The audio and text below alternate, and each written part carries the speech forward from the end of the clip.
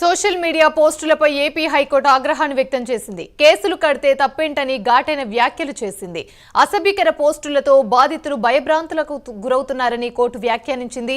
న్యాయమూర్తులు కూడా బాధితులేనని గుర్తు చేసింది ధర్మాసనం. నిందితులను చట్టం ముందు నిలబెట్టాల్సిందేనని న్యాయమూర్తులు స్పష్టం చేశారు. తాజా పరిణామాలతో వైసీపీలో వణుకు ప్రారంభమైంది. పోస్టుల విషయంలో రెట్టించిన దూకుడుతో కూటమి సర్కారుంది. ప్రభుత్వాన్ని ఏమాత్రం నిలవరించలేమని కోర్టు స్పష్టం చేసింది. ఈ నేపథ్యంలో మరిన్ని అరెస్టులు జరిగే అవకాశం ఉంది. మా ఏపీ ఇన్పుట్ ఎడిటర్ టీవీరావు మరింత అప్డేట్స్ అందిస్తారు. టీవీరావు. రైట్ యామిని, రాష్ట్ర వ్యాప్తంగా ఇప్పుడు ఏపీలో ఉన్నటువంటి సోషల్ మీడియా వారికి సంబంధించి అసభ్యకర పోస్టులు అంశం ఈ రోజున హైకోర్టు గడప దాకింది. మరి ఈ నేపథ్యంలో హైకోర్టు ఈ విషయంలో చాలా కీలక వ్యాఖ్యలు చేసింది. అంతేకాదు దీనిపై ఒక ప్రజా ప్రయోజనాల వ్యాజ్యాన్ని దాఖలు చేయడం పట్ల అభ్యంతరం వ్యక్తం చేసింది. దీనికి ప్రజా ప్రయోజనాల వ్యాజ్యం ఇందుకు వర్తించదు. దీనికి కావాలంటే కనుక కేసులపై ఎవరిపై కేసులు నమోదయ్యాయో వారికి సంబంధించి ఆ కేసుల తీరు, పోలీసులు వ్యవహరించే తీరు, వీటన్నిటి విషయాలకు సంబంధించి ఒక వ్యాజ్యం ఏదైతే స్క్వాష్ పిటిషన్ అనేది ఒకటి వేసుకోవచ్చు.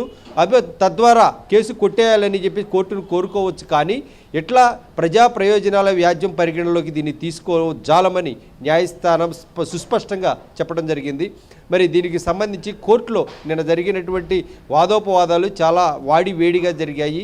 అయితే సోషల్ మీడియా పోస్టులకు సంబంధించి దీన్ని చాలా చిన్న అంశంగా పరిగణించలేమని, ఇవి చాలామందికి వారి యొక్క స్వేచ్ఛకు భంగం కలిగే విధంగాను, వాళ్ళ వ్యక్తిత్వాన్ని హననం చేసే విధంగాను ఉన్నాయని, మరి ఈ విషయంలో ఏదైతే న్యాయమూర్తులు కూడా బాధితులే అనేటటువంటి కీలక వ్యాఖ్యలు చేసింది. మరి మొత్తం ఈ వ్యవహారానికి సంబంధించి రాష్ట్ర వ్యాప్తంగా వైసీపీ అధికారంలో ఉన్నప్పుడు భారీ ఎత్తున అసభ్యకర పోస్టులు భారీ ఎత్తున అందరినీ కూడా చాలా హింసించాయి, హననం చేసినటువంటి పరిస్థితి నేపథ్యంలో ఇప్పుడు ఈ వ్యాజ్యాలు వీటికి సంబంధించి ఆంధ్రప్రదేశ్లో కేసులు అయితే కనుక కడతం జరుగుతోంది పోలీసులు. మరి అంతేకాకుండా ఈ నేపథ్యంలో ఇప్పటికే వందలాది మందిపై కేసులు నమోదయ్యాయి. మరి ఇప్పటికే వందలాది మందిని కూడా గుర్తించడం జరిగింది. వీరందరినీ కూడా రేపో మాపో అరెస్టులు చేయబోయేటటువంటి తరుణం దాపురించిన నేపథ్యంలో బాధితులు వీరందరూ కూడా ఎవరైతే పోస్టులు పెట్టారో వీరందరూ కూడా న్యాయస్థానాన్ని ఆశ్రయిస్తున్నటువంటి పరిస్థితి. న్యాయస్థానాన్ని ఆశ్రయిస్తూ నేరుగా దీన్ని ప్రజా ప్రయోజన వ్యాజ్యం కింద పరిగణించాలని ఒక జర్నలిస్టు ఎవరైతే ఉన్నారో విజయబాబు, ఆంధ్రప్రదేశ్ భాషా సంఘం అధ్యక్షులుగా ఉన్నటువంటి మాజీ అధ్యక్షులు విజయబాబు కోర్టులో పిల్ దాఖలు చేశారు.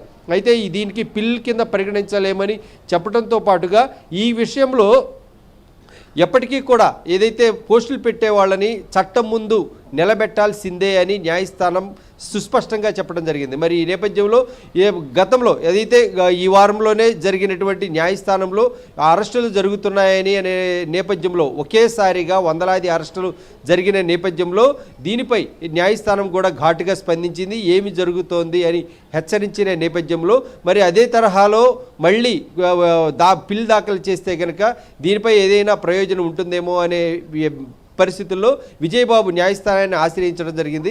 అయితే కనుక గతంలో పోలీసులు నేరుగా కేసులు కట్టడం, అయితే ఎవరికి వారు న్యాయస్థానాన్ని ఆశ్రయించి దీనిపై న్యాయస్థానాన్ని ఆశ్రయించిన నేపథ్యంలో న్యాయస్థానం ఈ విధంగా స్పందించింది తొలుత. అయితే ఇప్పుడైతే కనుక ఏకంగా దీన్ని ఒక ప్రజా ప్రయోజన వ్యాజ్యం కింద పరిగణించాలనే దాన్ని మాత్రం న్యాయస్థానం అంగీకరించలేదు. మరి ఈ నేపథ్యంలో ఇప్పటికే న్యాయస్థానం నుంచి చివాట్లు తినాల్సి వస్తుందని కూటమి ప్రభుత్వం చాలా ముందు వెనక ఆడింది. అయితే న్యాయ పరిధిలో కూడా దీన్ని సమర్థించిన నేపథ్యంలో కూటమి సర్కార్ ఇప్పుడైతే కనుక అరెస్టులను వేగం పెంచేటటువంటి అవకాశం ఉంది. మరోవైపు ఈ అరెస్టులో న్యాయస్థానం ఘాటైన వ్యాఖ్యల నేపథ్యంలో దీనికి సంబంధించి ఇప్పుడు వైసీపీలో ఒడుకు ప్రారంభమైంది.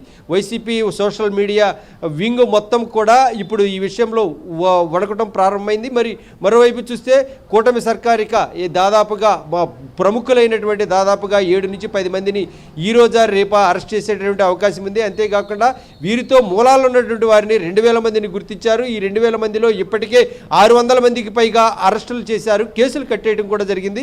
మరి ఈ నేపథ్యంలో రాబోయే 2-3 రోజుల్లో రాష్ట్ర ప్రభుత్వం ఏపీ వ్యాప్తంగా పెద్ద ఎత్తున సంచలనాలు సృష్టించేందుకు రాష్ట్ర ప్రభుత్వం సమాయత్తమైంది. ఇందుకు అనుగుణంగానే న్యాయ పరిధిలోనే అన్ని అరెస్టులు, అలాగే చట్టాల పరిధిలోనే అన్ని అరెస్టులు కొనసాగుతాయనేటటువంటిది కూడా కూటమి ప్రభుత్వం చెప్పకనే చెబుతోంది అని ఇక్కడ మనం భావించాల్సి వస్తోంది యామిని. Right, thank you.